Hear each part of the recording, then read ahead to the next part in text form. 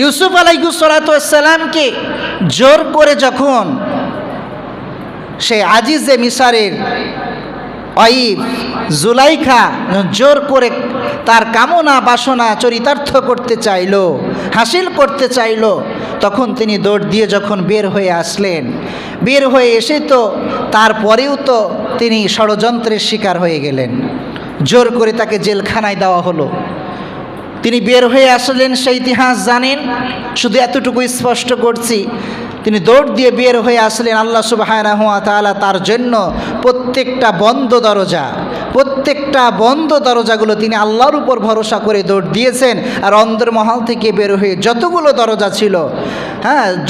দরজা ছিল সেই দরজা কতগুলো ছিল এ ব্যাপারে তাফসিরে এক তাফসির কারণ এক একটা সংখ্যা দিয়েছে।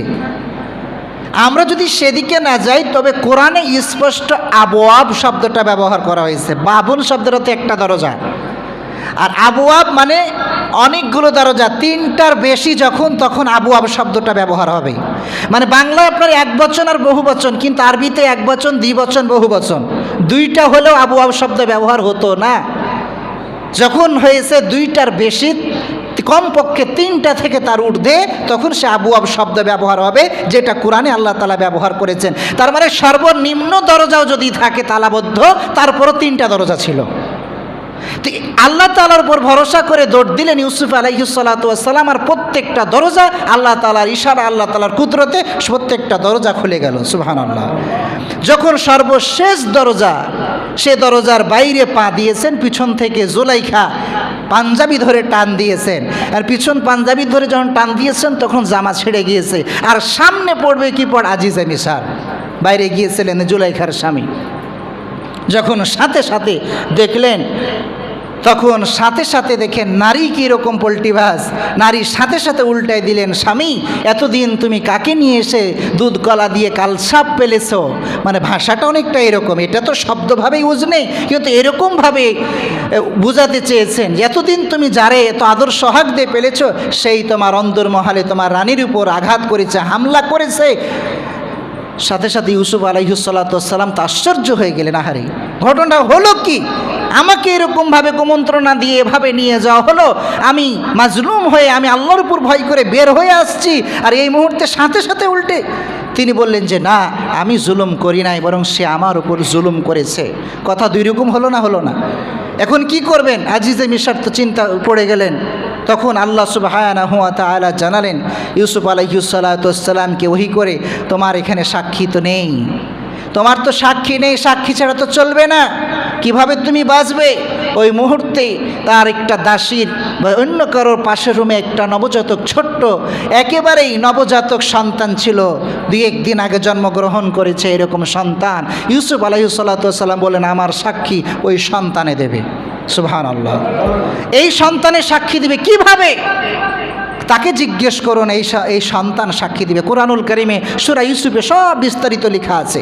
তাকে যখন জিজ্ঞেস করলেন, তখন আশ্চর্য অবস্থাতে জিজ্ঞেস করলেন, সন্তান উত্তর দিল। রাসূল সাল্লাল্লাহু আলাইহি ওয়াসাল্লাম বলছেন 3জন শিশু মায়ের কোলে থাকতেই, অর্থাৎ নবজাতক অবস্থায় কথা বলেছেন, আল্লাহ তাআলার পক্ষ থেকে জবান দিয়েছিলেন। তার মধ্যে একজন হচ্ছে ইউসুফ আলাইহিস সালামের সাক্ষী, আরেকজন হচ্ছে জেনাকারের অপবাদ দেওয়া হয়েছিল, সহিহ বুখারীর মধ্যে এসেছে, নামটা খেয়াল আসছে না, মায়ের বদদোয়ার কারণে জেনাকারিনী তাকে অপবাদ দিয়েছিল, সেটার শাস্তিস্বরূপ তার সাক্ষী দিয়েছিলেন। আর আরেকজন হচ্ছে ঈসা আলাইহিসসালাম। এই 3জন ছোট্ট শিশু মায়ের কোলে থাকতে নবজাতক অবস্থায় জবান খুলে দিয়েছিলেন আল্লাহ তাআলা। তার মধ্যে একজন হচ্ছে নবী ইউসুফ আলাইহিসসালামের সাক্ষী। তাকে যখন আজিজে মিসর জিজ্ঞেস করলো সন্তানকে, সন্তান সরাসরি বলল না ইউসুফ নির্দোষী আর জুলাইখা দোষী, কথা বললেন না। সন্তান আল্লাহ তাআলার ইশারাই তো বলছেন, আল্লাহ হিকমতপূর্ণ কথা শিখাই দিলেন। সন্তানটি বললেন, ছোট্ট শিশুটি বললেন, আপনি লক্ষ্য করুন ইউসুফ আলাইহিসসালামের জামা, ইউসুফ আলাইহিস সালামের জামা যদি সামনের দিক দিয়ে ছেঁড়া থাকে তাহলে বুঝবেন আপনার স্ত্রী নির্দোষ আর ইউসুফ আলাইহিস সালাম দোষী। সামনের দিক থেকে তাকে পাকড়াও করেছে, তিনি বাঁচার জন্য চেষ্টা করেছেন, সামনের জামা ছিঁড়েছে। আর যদি ইউসুফ আলাইহিস সালামের পিছনের জামা ছেঁড়া থাকে তাহলে বুঝবেন ইউসুফ আলাইহিস সালাম নির্দোষ, আপনার স্ত্রী দোষী। অর্থাৎ ইউসুফ আলাইহিস সালাম সেখান থেকে ছুটে আসার চেষ্টা করেছেন, কিন্তু আপনার স্ত্রী চেষ্টা করেছেন তাকে রাখতে, তাই জামা ছেড়ে গিয়েছে। এবার আজিজে মিশর জামার দিকে তাকিয়ে দেখে সামনেরটা ছেঁড়া না পিছনেরটা? পিছনেরটা ছেঁড়া। তিনি তো বুঝলেন, তখন তিনি যে কথা বলেছিলেন তার মধ্যে একটা কথা বলছেন, ইন্না কাইদা কুন্না আযীম, নিশ্চয় নারীদের চক্রান্ত বড়ই কঠিন। এই কথাটা কোট করে আল্লাহ কোরআনে দিয়ে দিয়েছেন। শয়তানের চক্রান্তের ব্যাপারে সূরা নিসার মধ্যে আছে, ইন্না কাইদা শয়তানা দাঈফা, শয়তানের চক্রান্ত বড়ই দুর্বল। আর নারীর চক্রান্তের ব্যাপারে আল্লাহ তাআলা বলছেন, ইন্না কাইদা কুন্না আযীম, নিশ্চয় নারীর চক্রান্ত বড়ই কঠিন। এমন কঠিন, এমন বড়, আযীম শব্দ ব্যবহার করেছে, যেটা এত বড়ত্বের মধ্যে আর ব্যবহার তো হয় না। আল্লাহর ক্ষেত্রে তো অনেক ক্ষেত্রে ব্যবহার হয় তাছাড়া। তার মানে নারী এতটা কঠিন ভয়ঙ্কর, পৃথিবীর ইতিহাসে একজন নারী ইচ্ছা করলে একজন পুরুষকে আল্লাহর ওলি বানাতে পারে, আবার একজন নারী ইচ্ছা করলে একজন পুরুষকে জাহান্নামের কীট বানায় ছেড়ে দিতে পারে।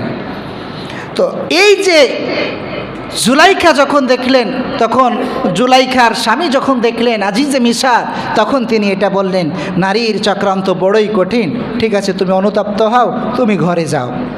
ইউসুফকে ছেড়ে দিলেন। কিন্তু হলে কি হবে? হলে কি হবে? তার ইজ্জতের ব্যাপার আছে সার্বিক দিক থেকে। এখন স্বামীকে এখন বলতে থাকলেন, ইউসুফকে দ্বিতীয় একটা, ইউসুফ আলাইহিস সালাতু ওয়াস সালামকে দ্বিতীয় অফার করেছিলেন যে তুমি যদি আমার কামনা বাসনা পূর্ণ করো তো করবে, নইলে তোমাকে জেলখানা পছন্দ করে নিতে হবে। কোরআনুল কারীমে স্পষ্ট আয়াত আছে, পড়ে দেখবেন।